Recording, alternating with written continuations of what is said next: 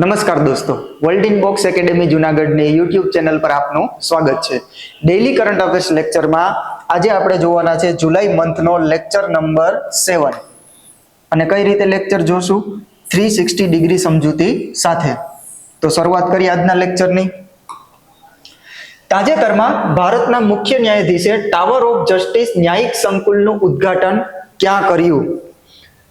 Tower of justice, તો tower of justice ન્યાયિક સંકુલ, હવે આ જે ન્યાયિક સંકુલ ન્યાયિક પરિસર છે એનું ઉદ્ઘાટન કોણે કર્યું? તો આપણા સુપ્રીમ કોર્ટના મુખ્ય ન્યાયાધીશ, જેને આપણે CJI કહીએ છીએ, ચીફ જસ્ટિસ ઓફ ઇન્ડિયા, તો વર્તમાનમાં કોણ છે?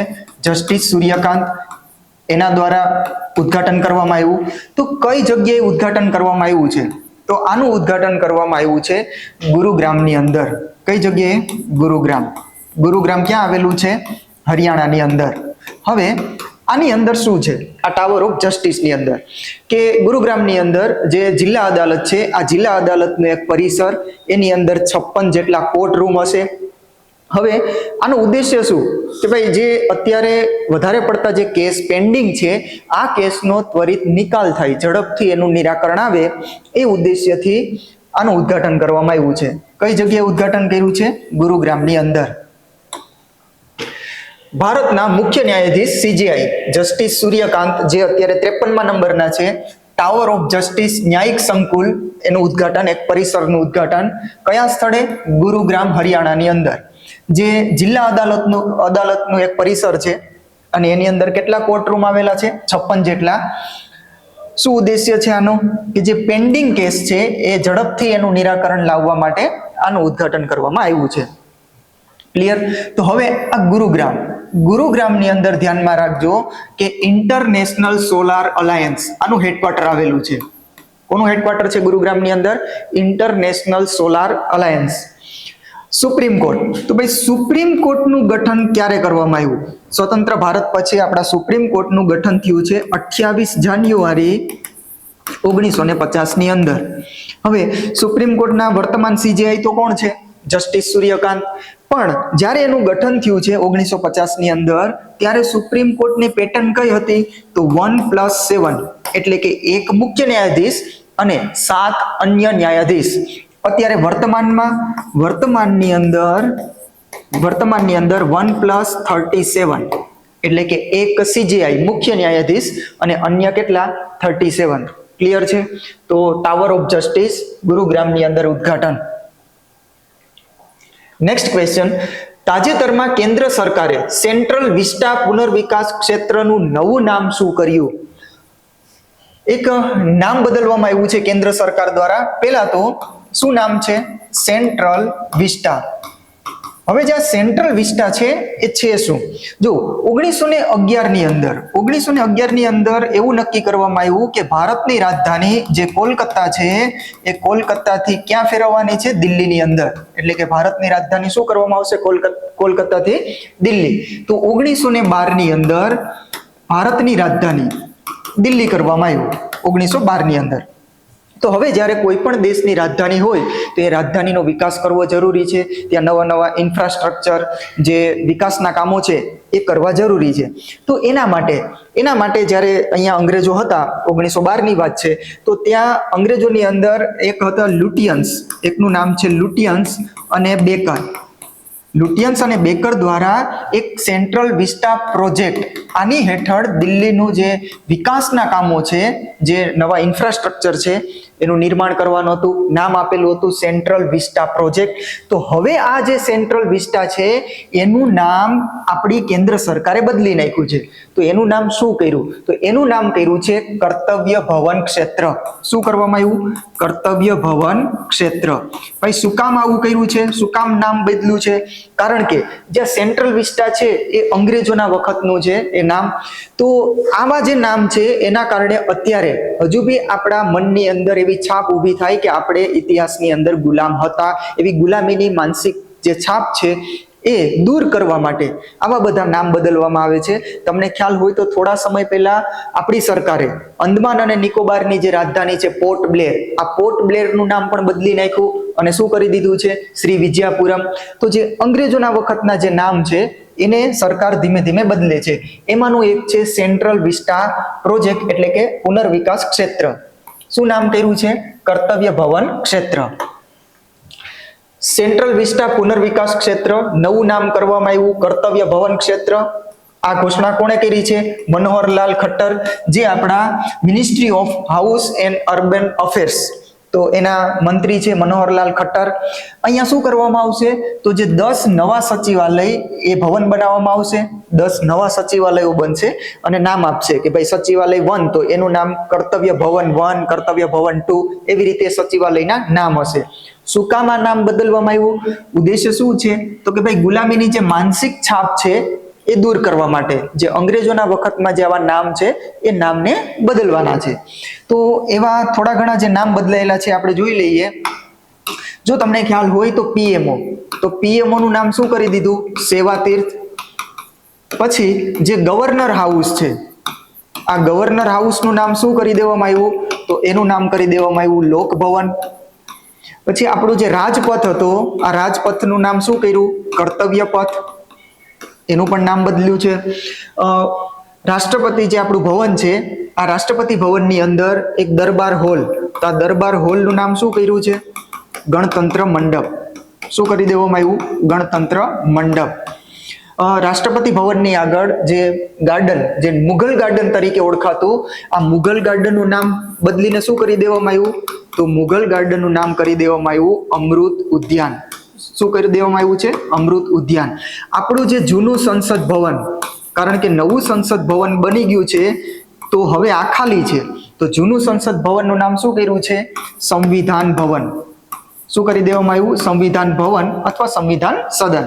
પછી જે માઉન્ટ આબુ છે, આ માઉન્ટ આબુનું નામ શું કરી દેવામાં આવ્યું? એનું નામ બદલીને કરી દેવામાં આવ્યું છે આબુ રાજ. ક્લિયર? અને અંદમાન અને નિકોબારની રાજધાની પોર્ટ બ્લેર માંથી શ્રી વિજયાપુરમ. તો આવા ઘણા નામ સરકાર દ્વારા બદલવામાં આવ્યા છે. એમાંનું એક છે સેન્ટ્રલ વિસ્ટા, જેનું નામ કર્યું છે કર્તવ્ય ભવન ક્ષેત્ર. નેક્સ્ટ ક્વેશ્ચન, તાજેતરમાં અંતરિક્ષ સંશોધન ગેલેરીનું ઉદ્ઘાટન ક્યાં કરવામાં આવ્યું? કઈ ગેલેરી છે? અંતરિક્ષ સંશોધન. તો અંતરિક્ષ સંશોધન ગેલેરી.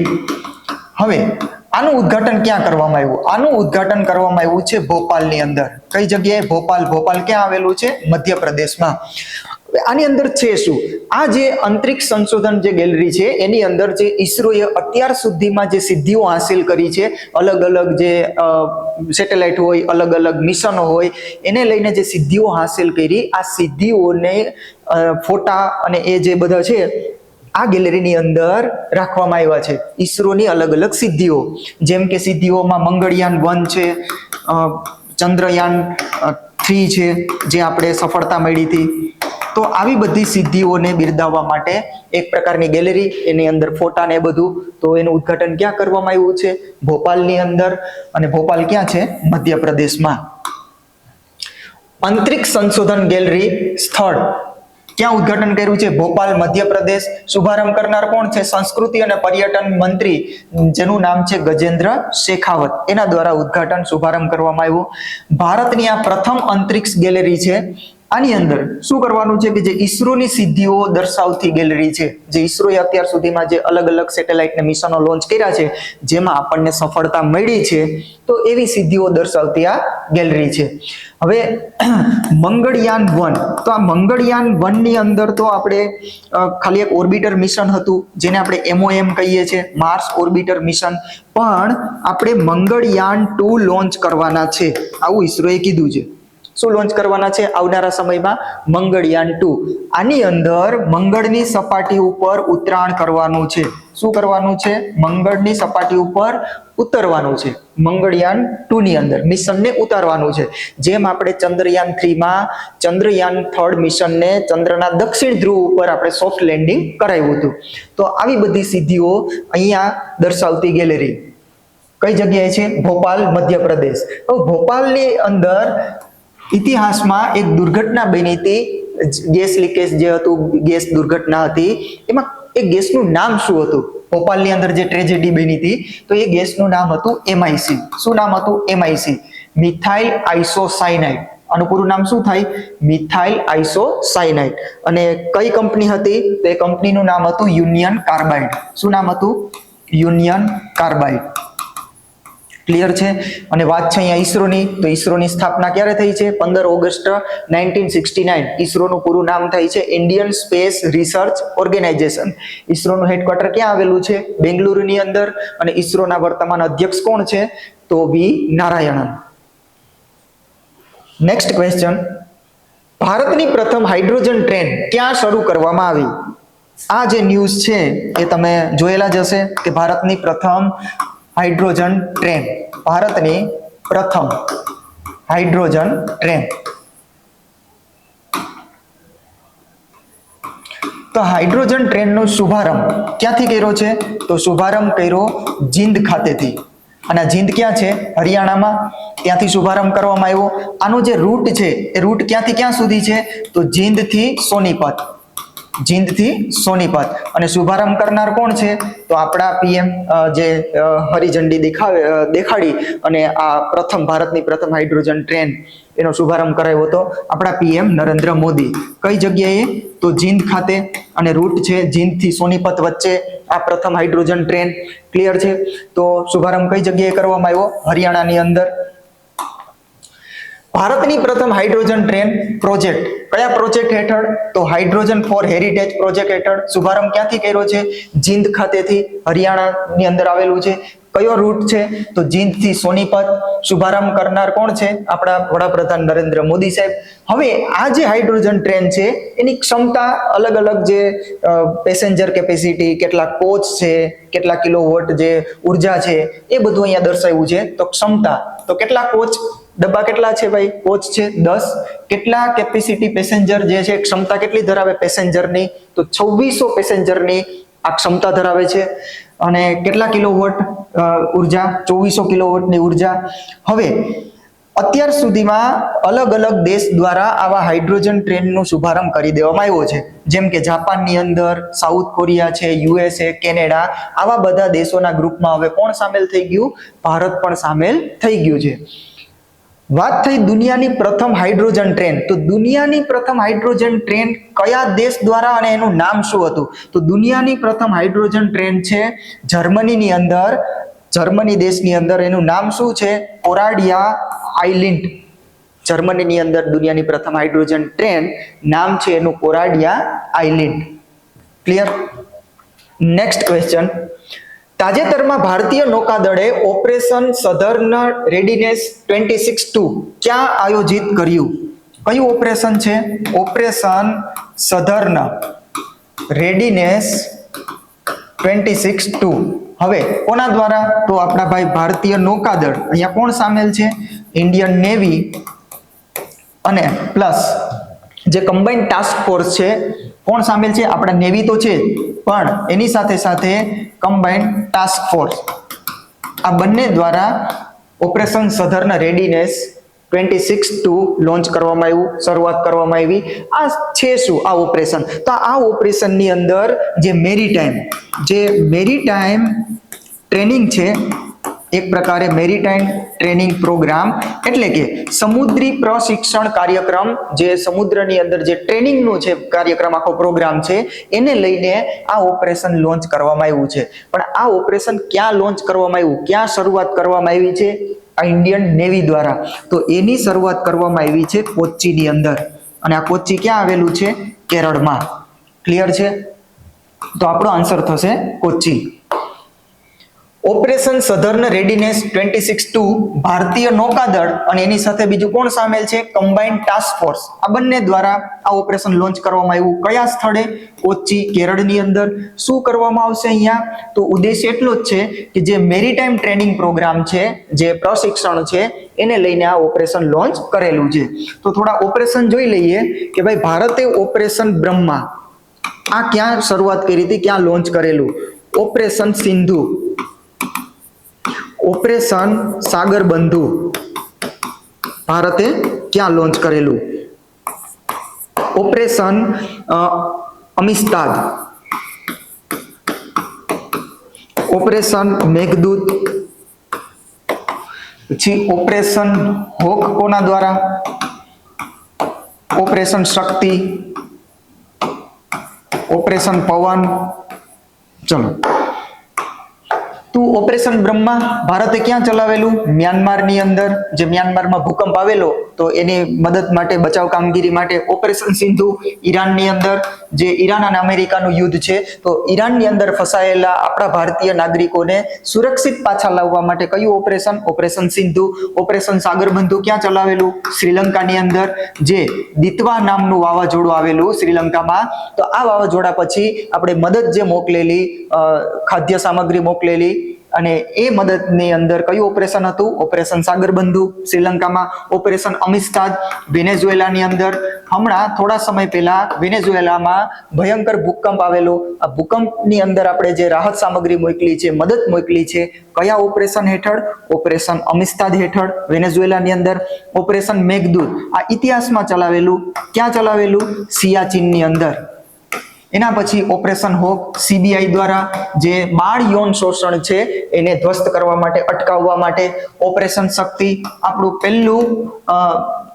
પહેલું હતું સ્માઇલિંગ બુદ્ધા પરમાણુ પરીક્ષણ. આ છે બીજા નંબરનું. ઓપરેશન શક્તિ બીજા નંબરનું પરમાણુ પરીક્ષણ. પહેલા નંબરનું પૂછે તો એ હતું ઓપરેશન સ્માઇલિંગ બુદ્ધા. ઓપરેશન પવન ક્યાં ચલાવેલું? શ્રીલંકાની અંદર. જે શ્રીલંકામાં લિટ્ટે ગ્રુપ હતું, આ લિટ્ટે ગ્રુપને ધ્વસ્ત કરવા માટે કયું ઓપરેશન ચલાવવામાં આવ્યું? ઓપરેશન પવન. હવે તાજેતરની અવનવી વાતો જોઈ લઈએ. હવે એમાં પહેલા ન્યૂઝ છે કે તાજેતરમાં જાપાન દ્વારા ફરીથી ઉપયોગમાં લઈ શકાય તેવું RVX રોકેટનું સફળ પરીક્ષણ કરવામાં આવ્યું. હવે આપણે ઈસરોની વાત કરીએ ને, તો ઈસરો પાસે PSLV છે. રોકેટની અંદર પ્રક્ષેપણ યાનની વાત કરીએ, લોન્ચ વેહિકલની વાત કરીએ, તો ઈસરો પાસે PSLV છે, GSLV છે, SSLV છે. પણ આની અંદર શું હોય કે ભાઈ સેટેલાઇટ અથવા જે પણ મિશન છે એ આની અંદર રાખવામાં આવે, PSLV GSLV ની અંદર, અને એના અલગ અલગ સ્ટેજ હોય.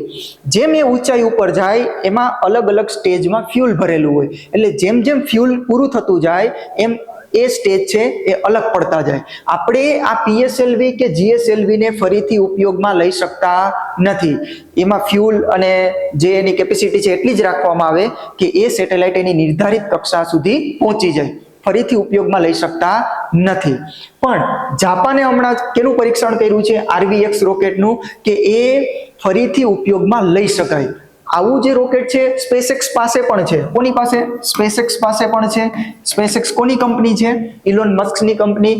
આ ઇલોન મસ્કની જે કંપની છે SpaceX, એનું જે રોકેટ છે એ સેટેલાઇટને પોતાની નિર્ધારિત કક્ષા સુધી પહોંચાડી અને ફરીથી એ પાછું આવી જાય અને પાછું એને આપણે ફરીથી ઉપયોગમાં લઈ શકાય. તો હમણાં જાપાને આવું સફળ પરીક્ષણ કર્યું છે. ઈસરો પણ હવે ભવિષ્યની અંદર આવું લોન્ચ વેહિકલ, પ્રક્ષેપણ યાન બનાવવા જઈ રહ્યું છે. હજુ આવનારા સમયની અંદર બનશે. ઈસરોએ કીધું છે કે અમે પણ પ્રયત્ન કરશું. એના પછીના ન્યૂઝ છે, તાજેતરમાં ભારત અને UK વચ્ચે સેટા આ વેપાર કરાર લાગુ કરવામાં આવ્યો. પહેલા તો આનું નામ શું થાય? કે કોમ્પ્રિહેન્સિવ, સેટાનું નામ છે comprehensive economic trade and agreement. હવે આ કોની વચ્ચે છે? તો કે ભાઈ ભારત અને UK વચ્ચે. આની અંદર શું કરવામાં આવશે કે જે આયાત નિકાસની જે વસ્તુઓ છે, આયાત નિકાસ જ્યારે આપણે કોઈ પણ વસ્તુનું કરીએ તો એમાં અલગ અલગ દેશ દ્વારા ટેરિફ લેવામાં આવે. તો આ ટેરિફને જેમ બને એમ શૂન્ય સુધી લઈ જવો. ટેરિફ છે, ટેક્સ છે, કેવો કરવો? નહિવત કરવો. આની અંદર એવી અલગ અલગ જે પ્રોડક્ટ અથવા તો એવી વસ્તુઓ છે કે એમાં નહિવત, ઝીરો ટેક્સ, ઝીરો ટેરિફ લેવામાં આવશે. તો આવા બધા કરાર સેટાની અંદર કરવામાં આવ્યા. કોની કોની વચ્ચે થયા છે? તો ભારત અને UK વચ્ચે. આપણે થોડા સમય પહેલા 26 જાન્યુઆરી 2026 ચીફ ગેસ્ટ કોણ હતા? યાદ કરો. ચીફ ગેસ્ટ હતા આ વખતે આપણા યુરોપિયન યુનિયનના અધ્યક્ષ અને એક યુરોપિયન યુનિયન પરિષદના અધ્યક્ષ ઉર્સુલા વોન ડોર અને એન્ટોનિયો કોસ્ટા એ અહીંયા આવેલા. આપણે આ યુરોપિયન યુનિયન સાથે પણ ફ્રી ટ્રેડ એગ્રીમેન્ટ કર્યું છે યુરોપિયન યુનિયન સાથે, અને આને કીધું છે મધર ઓફ ઓલ ડીલ. શું કીધું છે? Mother of all deal. તો આ કોની વચ્ચે મધર ઓફ ઓલ ડીલ? તો ભારત અને યુરોપિયન યુનિયન વચ્ચે.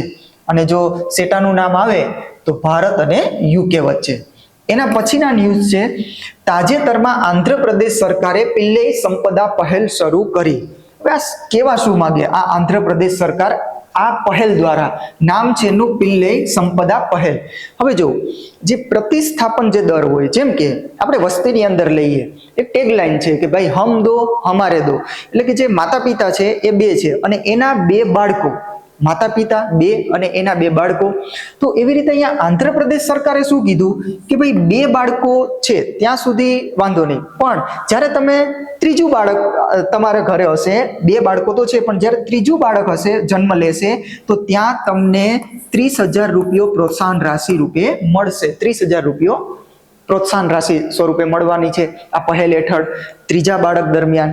જો ચોથું બાળક હશે તો 40,000 પ્રોત્સાહન રાશિ એક પ્રકારે આ યોજના હેઠળ, આ પહેલ હેઠળ. પેલા ત્રીજા બાળકે 30,000 રૂપિયો અને ચોથા બાળકે 40,000. આવું શું કામ કર્યું? તમને એવું લાગશે કે આપણે અત્યારે વસ્તી કંટ્રોલ કરવાની છે અને આ આંધ્રપ્રદેશ સરકાર તો એક પ્રકારે પ્રોત્સાહન આપી અને વસ્તી વધારવાની વાત કરે છે. પણ આંધ્રપ્રદેશ અને આમ જોઈએ તો દક્ષિણ ભારતની અંદર જે પ્રજનન દર છે, આ પ્રજનન દર ઘટ્યો છે. આ પ્રજનન દરને વધારવા માટે અહીંયા આવી પ્રોત્સાહન રાશિ આ પહેલ દ્વારા, પિલ્લઈ સંપદા પહેલ આંધ્રપ્રદેશ સરકારે લોન્ચ કરી છે આવા પ્રોત્સાહન રાશિ સ્વરૂપે કે બે બાળકો પછી ત્રીજા બાળકે 30,000 અને ચોથા બાળક દરમિયાન 40,000. એના પછીના ન્યૂઝ છે, ભારતની પ્રથમ સરકારી એઆઈ યુનિવર્સિટી બેંગલુરુમાં બનશે. ભારતની પ્રથમ સરકારી AI university, artificial intelligence university બેંગલુરુની અંદર બનશે. આવું કોણે કીધું છે? તો કર્ણાટકના મુખ્યમંત્રી સીએમ ડી શિવકુમારે આવું સ્ટેટમેન્ટ આપ્યું છે. એના પછીના ન્યૂઝ છે કે તાજેતરમાં જીપીએસસી દ્વારા અવસર મોડ્યુલ લોન્ચ કરવામાં આવ્યું. આ એક મહત્વની પહેલ જીપીએસસી દ્વારા. આ અવસર મોડ્યુલમાં શું કરવામાં આવશે? જેમ કે તમે નામ સાંભળ્યું હશે, ભરતી આવે છે જીપીએસસી ક્લાસ 1-2 ની. કઈ ભરતી આવે છે? GPSC class 1-2. હવે આની અંદર 3 પડાવ હોય.